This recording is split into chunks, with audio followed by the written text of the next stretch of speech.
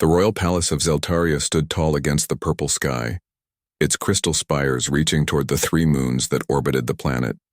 Princess Kira stared out the window of her private chambers, her blue skin reflecting the moonlight as her antenna twitched with frustration. She had just received word from her father King Zorath that she was to be married to a human, a species that had only recently joined the Galactic Federation. The news had come as a shock to the princess who had dreams of commanding her own starship not being tied down in a political marriage. Humans were known throughout the galaxy as a strange and unpredictable species. They had advanced quickly, joining the stars in less than 300 years. While most species took thousands, they were shorter lived than Zeltarians, but made up for it. With their intense drive and adaptability, Kira paced across her room, her long robes flowing behind her as her personal human liaison. Kate watched from the doorway. "Understand this is difficult," Princess Kate said, her voice gentle. "But perhaps this union will bring good things to both our peoples." Kira turned, her large violet eyes narrowing. "You don't understand, Kate. I am the heir to the Zeltarian throne. I have trained my entire life to lead our people, not to be some diplomatic token."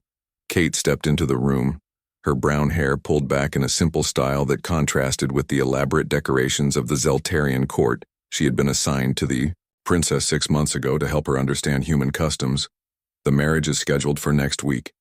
Kate explained. "A delegation from Earth will arrive tomorrow, including your betrothed, Commander Liam Riley. He has been chosen because of his role in saving the Zeltarian colony on Nexus 5 from the draconian attack." Kira paused in her pacing. The name was familiar. She remembered reports from the battle, how a human fleet had arrived just in time to save thousands of her people when the reptilian Draconians had launched a surprise attack. "Is he a good man?" Kate asked quietly, her eyes searching the human woman's face. Kate smiled. "He is one of our best, brave and kind, but also thoughtful. He respects your culture, Kira. He has been studying your language and customs for months." This provided little comfort to the princess, who turned back to the window, gazing at the capital city spread out below her. People went about their lives unaware that their future queen was being bartered away for political advantage. The next morning, Kira stood beside her father in the grand reception hall as the human ship docked in the royal spaceport. Her traditional royal attire felt heavy on her shoulders, the circlet on her head a reminder of the duty she owed her people. The human delegation entered the hall, led by an older man with gray in his hair, wearing the formal uniform of the Earth Fleet. Behind him walked several other humans, including a tall man with broad shoulders and alert eyes that took in every detail of the Hall King. Zorath stepped forward, his imposing height dwarfing the humans even as he bowed in greeting. "Ambassador Wilson. Welcome to Zeltaria. We are honored by your presence." The ambassador returned the bow with practiced ease. "We bring greetings from Earth, Your Majesty, and look forward to strengthening the bonds between our worlds." Formal introductions followed, and eventually the moment Kira had been dreading arrived. "May I present Commander Liam Riley, who has been chosen to join with your house," Ambassador Wilson said, gesturing to the tall human with the watchful eyes. Liam stepped forward and to Kira's surprise bowed deeply in perfect Zeltarian form, his hand making the traditional gesture of respect. "Princess Kira, it is an honor to meet you," he said in her language, his accent strange but understandable. She responded automatically with the formal greeting, her diplomatic training taking over. Despite her inner turmoil, the commander seemed different from what she had expected. His eyes held intelligence and perhaps a hint of the same uncertainty.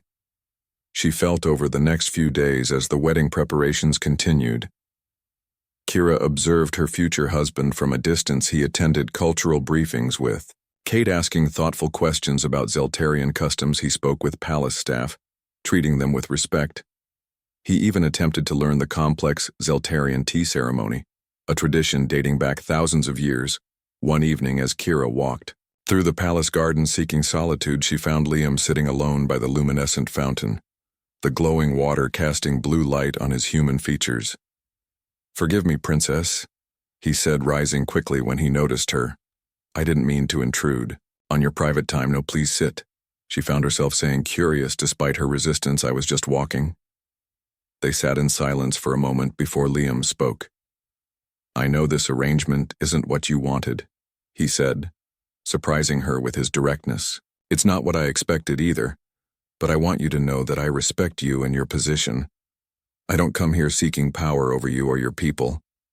Kira studied him, her antenna moving forward slightly in interest. "Why did you agree to this match?"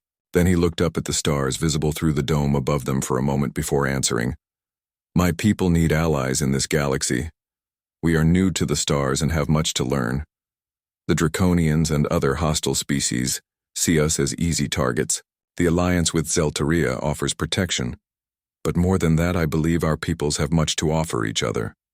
There was sincerity in his voice that Kira hadn't expected. She had assumed the human would be motivated purely by ambition or duty. Yet there seemed to be genuine belief in his words. As the week progressed, Kira found herself seeking out Liam's company more often, asking him about Earth and human customs, learning that despite their differences, their peoples shared many of the same values: family, honor, courage, and a desire to explore the unknown. The night before the wedding ceremony, Kira stood on her private balcony watching the three moons align, an event that happened only once every 60 years and was considered a blessing on unions formed under its light. Kate joined her, bringing a traditional earth gift, a small potted plant with delicate white flowers. "It's called jasmine." Liam thought you might like it. Kate explained its scent is strongest at night when the moon is bright. Humans often associate it with new beginnings. Kira touched one of the soft petals, feeling an unexpected emotion rise within her. Perhaps this arranged marriage wasn't the end of her dreams, but the beginning of something new, something unexpected. As the moons reached perfect alignment in the sky above, Kira made a decision. She would approach this union not with resentment but with openness. She would give this human, this Liam, Riley, a chance to prove that their differences could become their strength. The day of the royal wedding arrived, bringing with it a flurry of activity throughout the Crystal Palace.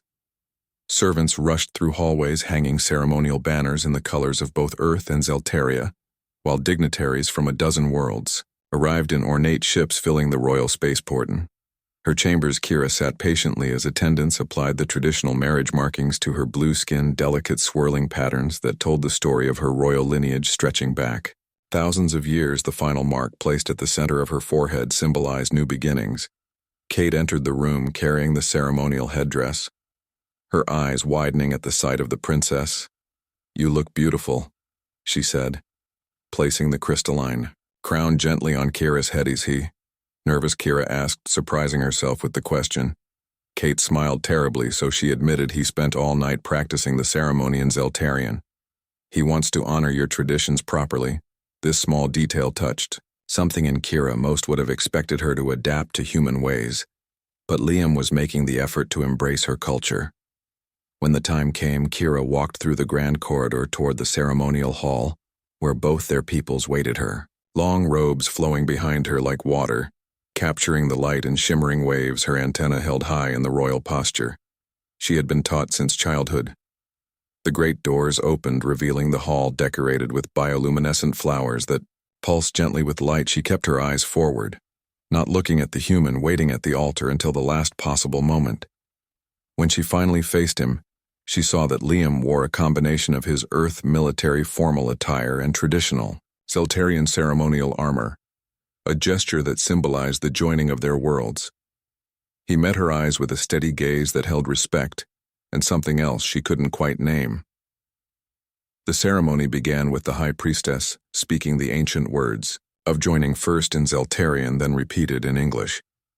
Liam spoke his parts in careful Zelterian, his pronunciation better than Kira had expected. When it came time to perform the binding ritual, he moved through the steps with practiced precision. Afterward, at the celebration feast, Kira sat beside her new husband, watching as humans and Zelterians attempted to navigate each other's customs, some with more success than others.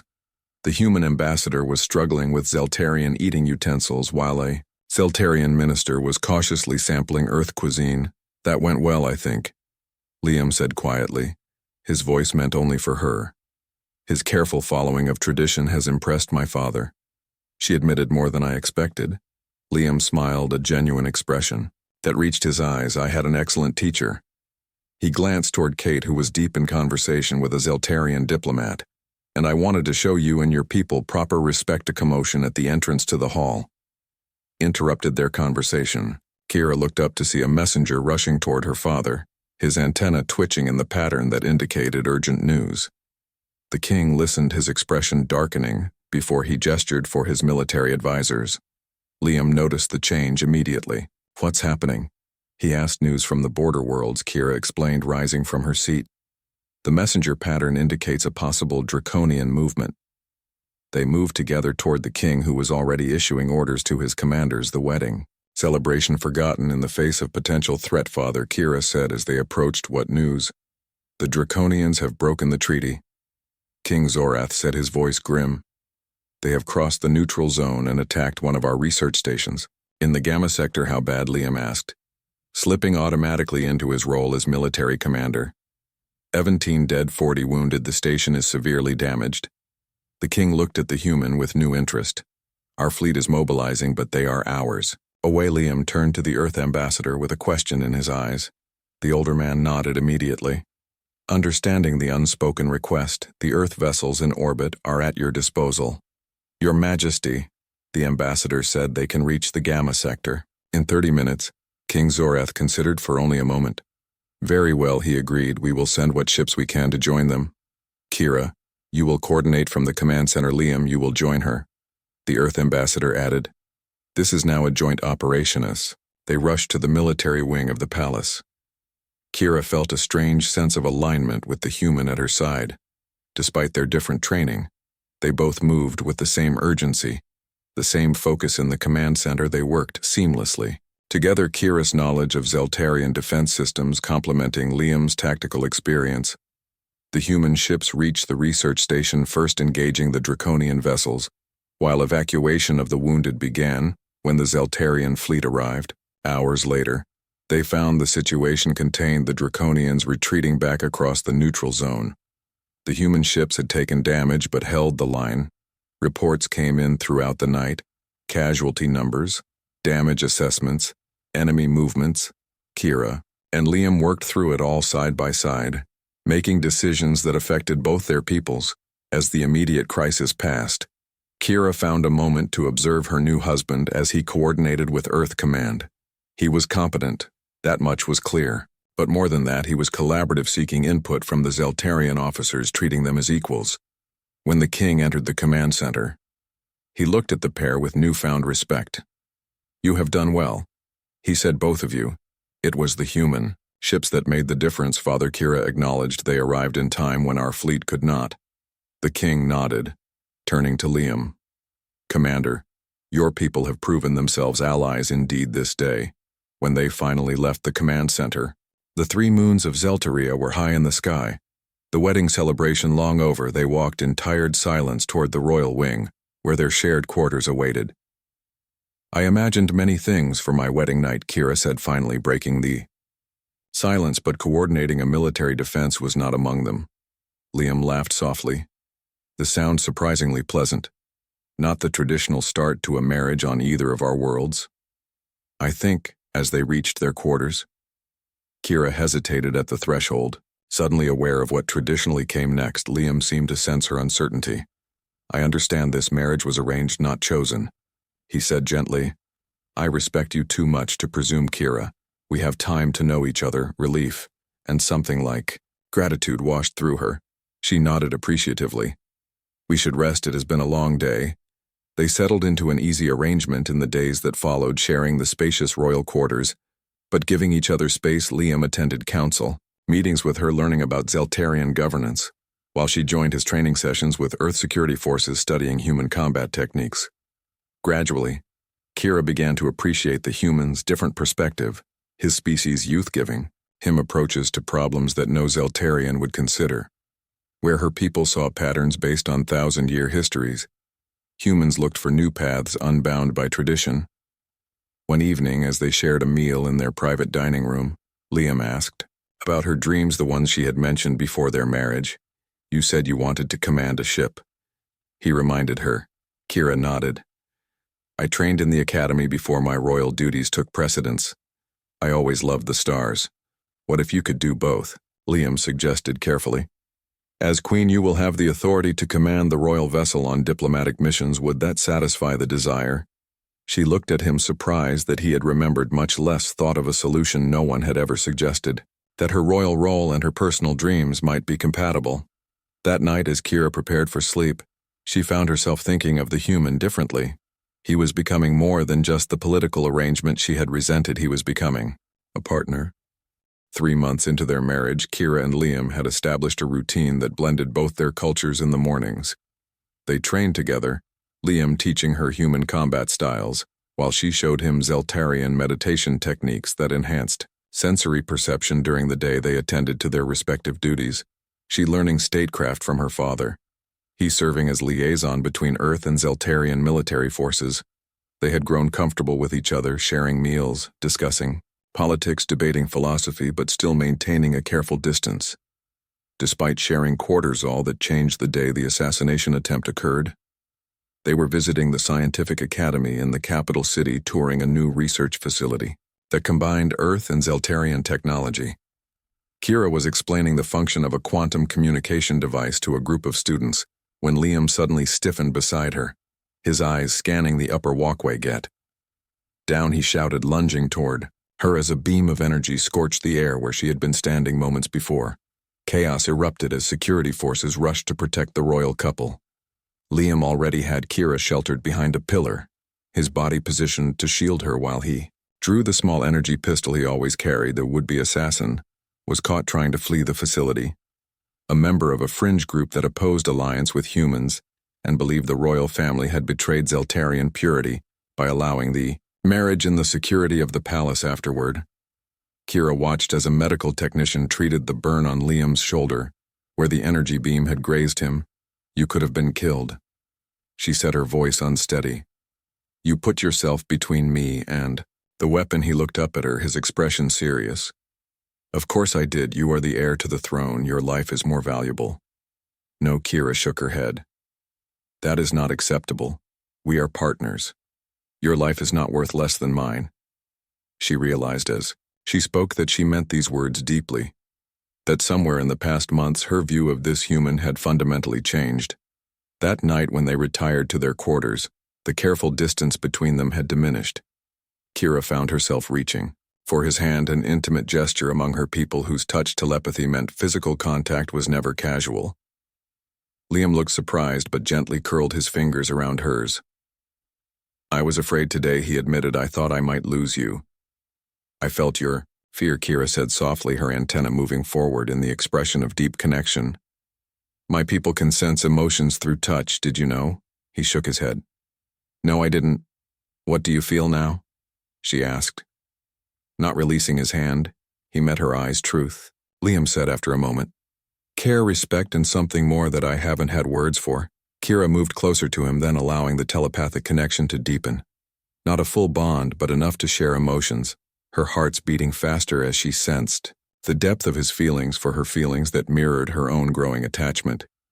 Their first true kiss happened naturally after that, a meeting of different species yet somehow perfectly matched. Kira discovered that humans expressed physically what Zeltarians shared telepathically, but both were ways of forming connection. As weeks passed, their bond deepened. They began to learn each other's languages on deeper levels. Kira teaching Liam the subtle antenna movements that conveyed nuance in Zeltarian communication, while he shared idioms and expressions from Earth that made little literal sense but carried cultural meaning. News came from the border worlds again, the Draconians growing bolder. Testing defenses, Liam spent long hours with the military council developing strategies, while Kira worked with her father on diplomatic approaches to the growing tension. We need to understand why they're pushing now, Liam said one night, as they reviewed reports in their quarters. The treaty has held for nearly 20 years. What changed? Kira considered the latest intelligence. The attacks seem focused on worlds with joint Earth-Zeltarian projects. She observed it's as if they're specifically targeting our alliance. A disturbing pattern emerged as they analyzed the data further. The Draconians seemed to have detailed knowledge of security protocols and defense capabilities, information that should have been highly classified. There's a leak. Liam concluded, someone with access to both Our systems is feeding information to the Draconians. Finding the traitor became their priority, working together. They created a plan to track information access using a method from Earth called a canary trap, planting slightly different versions of false information to different sources. Their trap worked. The false information appeared in a draconian transmission intercepted by Earth intelligence, pointing to a senior advisor who had opposed the human alliance from the beginning. With the traitor exposed and detained, the immediate threat diminished, but the draconian problem remained, requiring a more permanent solution. What we need is to understand them better, Kira said, as they discussed options in the royal strategy room. The Draconians have always been secretive. We know little about their society, their motivations. Liam considered this a diplomatic mission.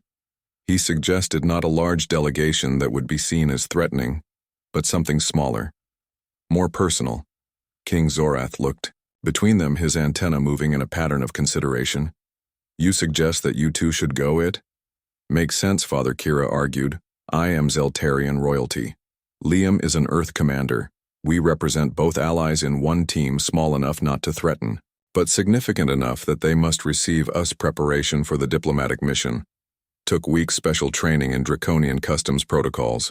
For worst-case scenarios, the royal vessel Starsong was prepared with enhanced shields and stealth capabilities just in case. The night before their departure, they stood together on the balcony of their quarters, looking up at the three moons of Zeltaria, now aligned in a configuration that happened once every few years. I never imagined when I was first told of this arrangement that we would be heading into draconian space together. Kira said, her hand finding his, a gesture that had become natural between them. Liam smiled gently. Nor did I expect to find a partner who would face danger at my side without hesitation. Partner, Kira repeated the word, feeling its rightness. They had moved beyond the political arrangement into something real, something chosen, their differences becoming complementary strengths rather than barriers. Tomorrow, we'll enter the territory of our oldest enemies, she said, looking toward the stars where the Draconian Empire waited beyond the void.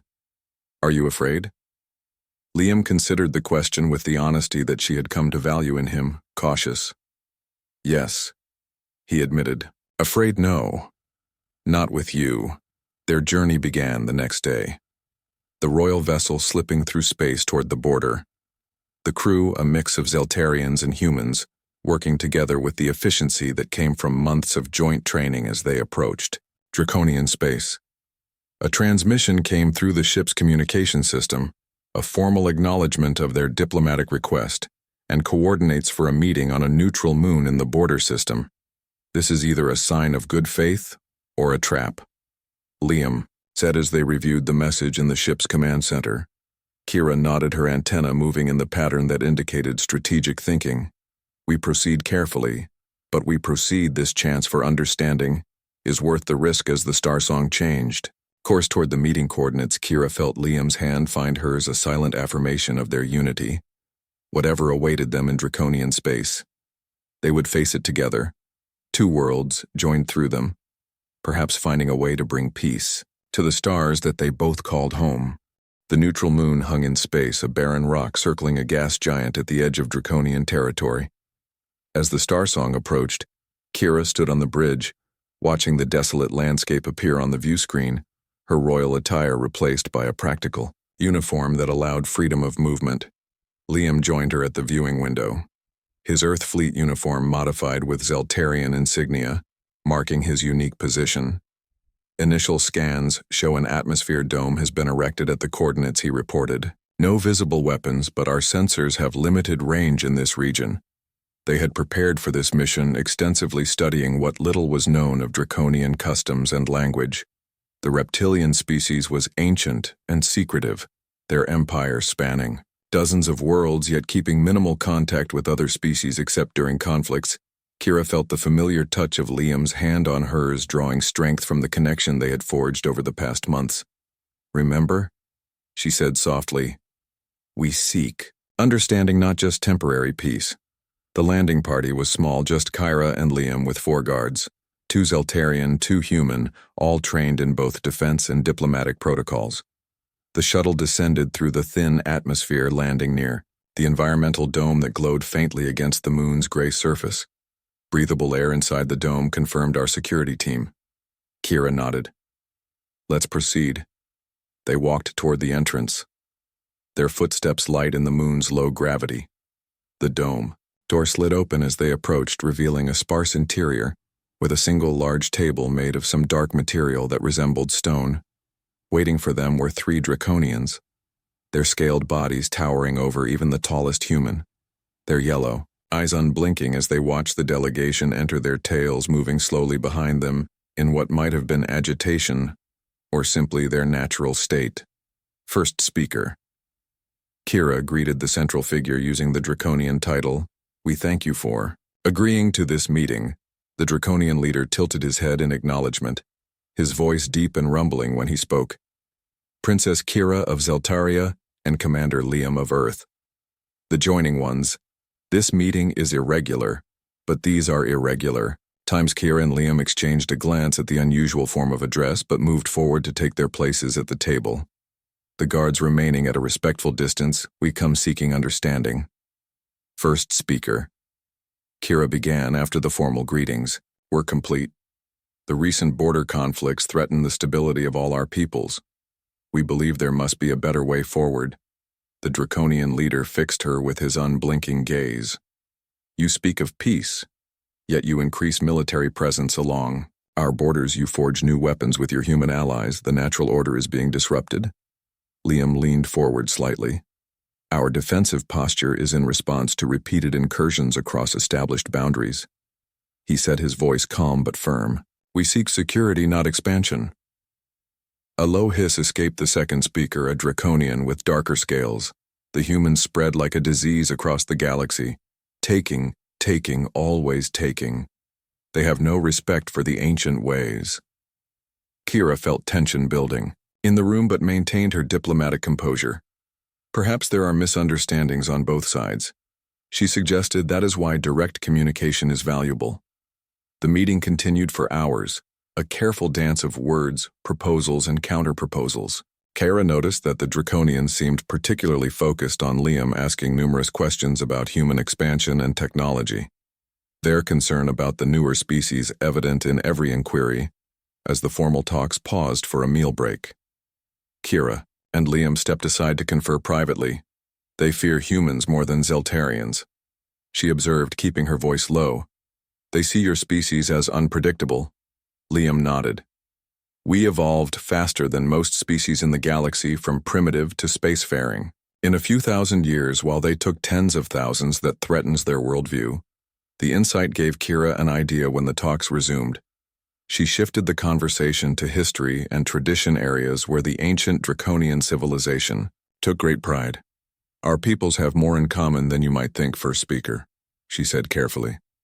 Zeltarians also value tradition and the wisdom of ancestors. We understand the importance of moving carefully, deliberate steps rather than hasty actions. The first speaker seemed to relax slightly. His scales shifting color in what their briefings had suggested indicated interest. And what of the humans? The second speaker questioned. They are young and reckless. Liam smiled disarmingly. We are young, yes, he acknowledged, and we have much to learn. That is why alliances with older, wiser species benefit us. We gain guidance while offering new perspectives. It was a carefully balanced response, highlighting the complementary nature of their alliance rather than its military strength. The draconians conferred among themselves in their own language before the first speaker turned back to them. We have observed your joining with interest.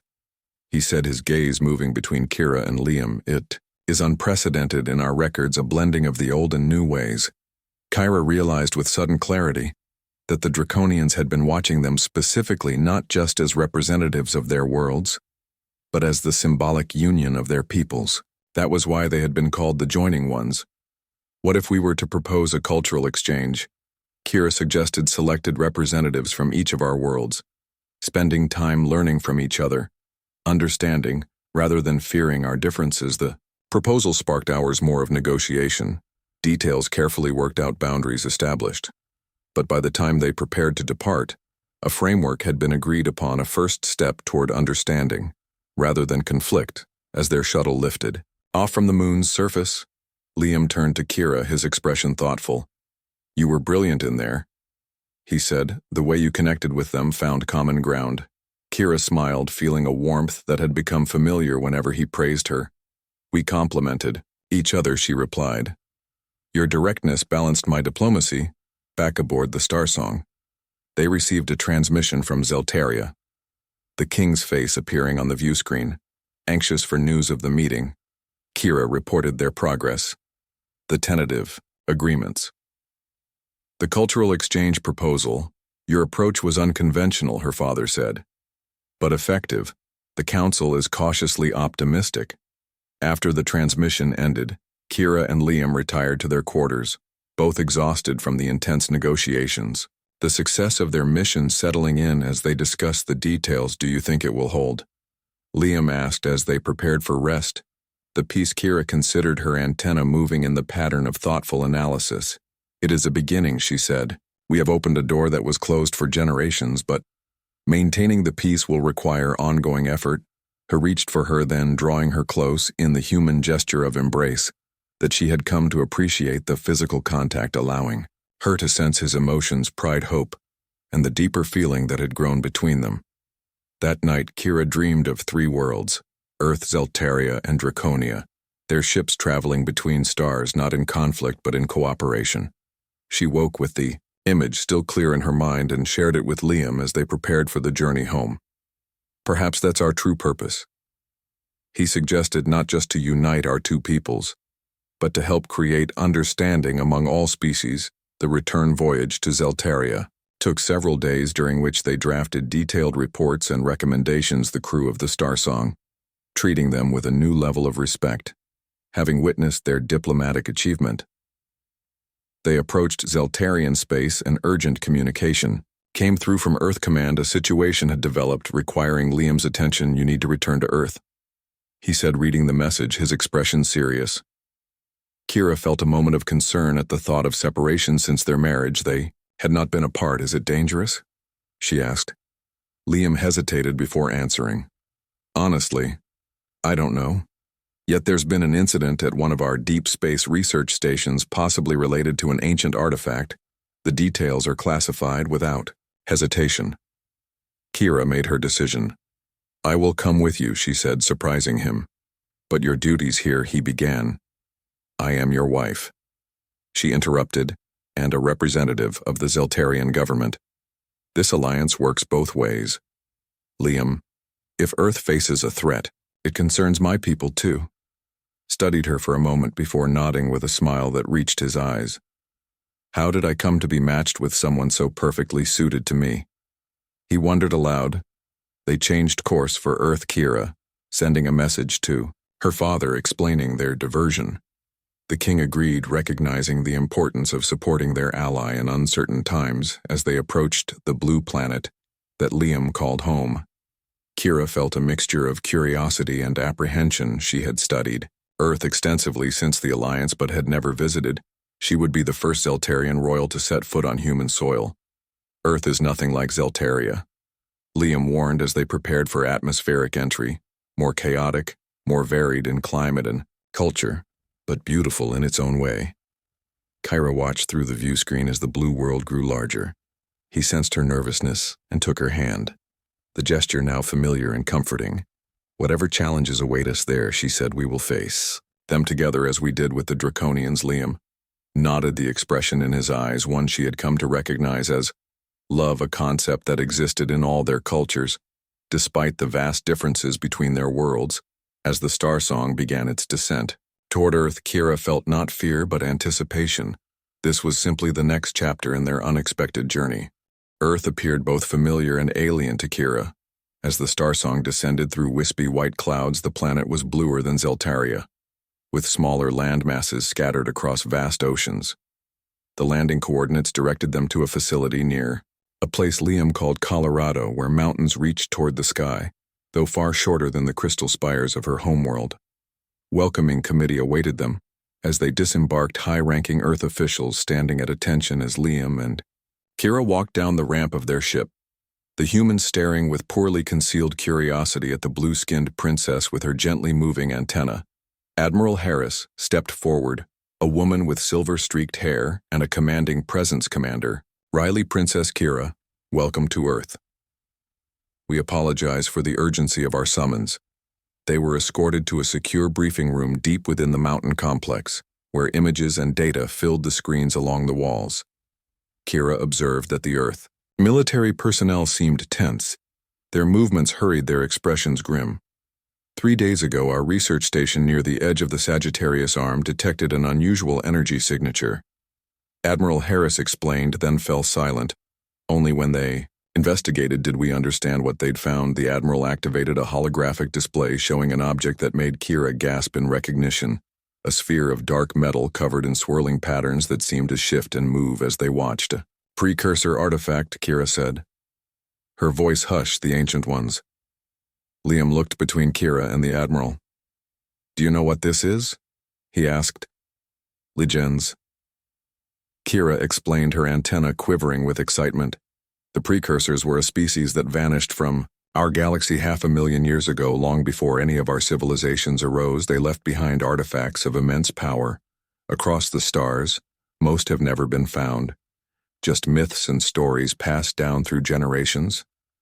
The Admiral nodded. We suspected as much, but we needed confirmation. The research team activated it somehow. Now the entire station is trapped in some kind of temporal bubble. Time inside has slowed to nearly a standstill. 20 researchers are caught inside. Kira moved closer to the hologram, studying the patterns that danced across the sphere's surface in Zeltarian archives. There are fragmentary records of precursor technology. She said some of our oldest texts mention similar spheres as time lenses, devices that could manipulate the flow of temporal energy. The gravity of the situation became clear. They needed to rescue the research team, but none of Earth's scientists understood how to safely deactivate the artifact. The temporal field was slowly expanding, threatening to engulf nearby space. I need to consult the Royal Archives, Kira said, looking at Liam. Our most ancient records, preserved from before our written history, might contain information about how the precursors controlled their technology. A plan formed quickly. They would return to Zeltaria to search the restricted archives while Earth maintained a quarantine zone around the affected station. Kira sent a message ahead to her father explaining the urgency of their mission as they prepared to depart. Admiral Harris approached them with a concerned expression. The Draconians have detected the energy signature as well. She said our monitoring stations have picked up increased activity near the border. They may be aware of what we've found. This complicates matters, Liam said thoughtfully. If they believe we are activating precursor technology, they might see it as a threat. Kira finished the fragile peace they had established, now faced a new challenge. The journey back to Zeltaria was tense, both of them aware that time was running out for the trapped researchers, and that misunderstandings could reignite conflict with the Draconians upon arrival. They were met by King Zorath, who had already ordered the ancient archives open. The royal archives were housed in a crystal cavern deep beneath the palace, protected by security measures, both technological and mystical. Kira led Liam through chambers filled with artifacts and records dating back thousands of years to the time when Zeltarians first achieved spaceflight. Here, she said, finally stopping before a sealed vault. This section contains our oldest records preserved from before our civilization rebuilt after the Great Collapse. Only those of royal blood can open it. He placed her hand against a crystalline panel that glowed in response, recognizing her genetic signature. The vault door slid open, revealing a chamber filled with objects that appeared to predate everything else they had seen. Strange materials and designs that matched no known civilization. What we seek should be here, Kira said, moving carefully among the ancient relics. Legends say our earliest ancestors encountered precursor sites and recorded what they learned. They searched for hours, Liam helping to translate Earth data about the sphere, comparing it to the ancient Zeltarian records, until Kira gave a cry of triumph, holding up a crystalline tablet covered in symbols. This speaks of the time lenses, she said, excitement in her voice, describing spheres that bend the flow of time. It says the precursors controlled them through thought patterns, specific mental frequencies that resonate with the artifacts. Structure. Further study of the tablet revealed more details. The precursors had apparently designed their technology to respond to specific brainwave patterns. A safety mechanism to prevent misuse. It requires a dual resonance. Kyra explained, 2 minds synchronized at the correct frequency. They need us. Liam realized the insight hitting him suddenly. That is why Admiral Harris called us specifically. Not just because of your knowledge, but because of our connection. Kira nodded. Understanding. Dawning 2 species minds working in harmony creates a unique pattern, the tablet describes. This is the key that unlocks the precursor technology.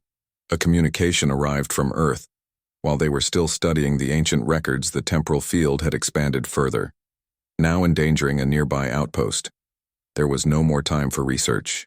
They needed to return immediately and attempt to deactivate the sphere as they prepared to depart. King Zorath stopped them in the palace courtyard, his expression grave. A draconian warship has been detected approaching the Earth research station. He said they are demanding access to the precursor artifact. Tension filled the air as they absorbed this news. The Draconians clearly believed that whoever controlled the sphere would gain immense power, potentially shifting the balance between the galactic powers. We need to contact the first speaker. Kira said, remembering their diplomatic mission. We need to explain. There is no time, Liam countered.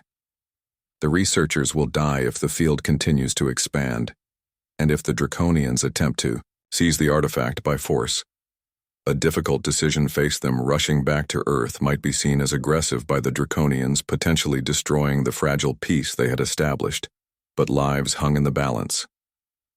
What if we invite them to join us? Kira suggested, suddenly seeing a possibility where others saw only conflict. We offer to share whatever knowledge is gained from the artifact, a joint research initiative between all 3 species. It was a bold proposal, one that went against centuries of distrust, but the alternative was renewed conflict over technology. None of them fully understood. King Zorath considered the suggestion for a long moment, before nodding with approval. Send the message, he directed his communications officer. Invite the Draconian first speaker to join us as equal partners in this endeavor. To their surprise, the response came quickly. The first speaker agreed to meet them at the Earth research facility, their diplomatic connection having opened a channel that would have been impossible months earlier. The journey back to Earth was made at maximum speed. The Star Song pushing its engines to their limits. As they approached, they detected both Earth and Draconian vessels maintaining an uneasy distance from each other around the affected station. On the command deck of the Earth flagship, Admiral Harris greeted them with visible relief. The Draconian first speaker, arriving moments later with his advisors. The situation is deteriorating. Admiral Harris reported the temporal field has become unstable. Our scientists believe it may collapse catastrophically, taking the station and everyone inside with it. We believe we have found a solution, Kira explained, showing the ancient records and their theory of dual resonance control. The first speaker studied the information, his reptilian features unreadable. But when he spoke, his words surprised them all. Our oldest records speak of similar devices. He admitted the shadowed ones who came before left many such tools across the stars, some of which our ancestors discovered. Together, the 3 species pooled their knowledge, Earth providing detailed scans of the active sphere, Zeltaria contributing the ancient control methods, and Draconia adding insight about the sphere's material composition, which their records described in detail. A plan formed. They would send a small team to the edge of the temporal field, where Kira and Liam would attempt to establish the mental resonance pattern that might deactivate the sphere. The Draconian first speaker, offering a protective technology that could shield them from the worst effects of the time distortion as they prepared for the dangerous mission, donning specialized suits that incorporated technology from all 3 worlds. Liam took Kira's hand in the quiet moment before departure. When I was told I would marry an alien princess, he said with a small smile. I never imagined we would end up trying to deactivate ancient technology to save 3 civilizations. Kyra touched her forehead to his in the Zeltarian gesture of deepest connection. When I was told I would marry a human, I never imagined he would become the other half.